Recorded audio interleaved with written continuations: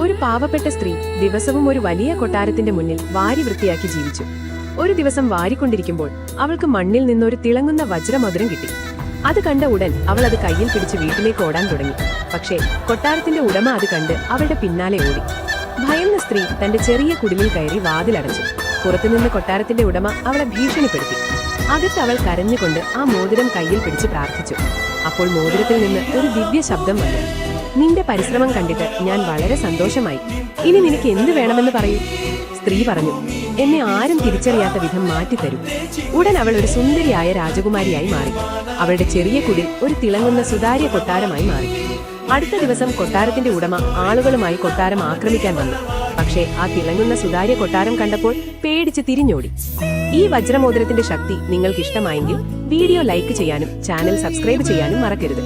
ഈ കഥയുടെ രണ്ടാം ഭാഗം വേണമെങ്കിൽ കമന്റ് ചെയ്യൂ.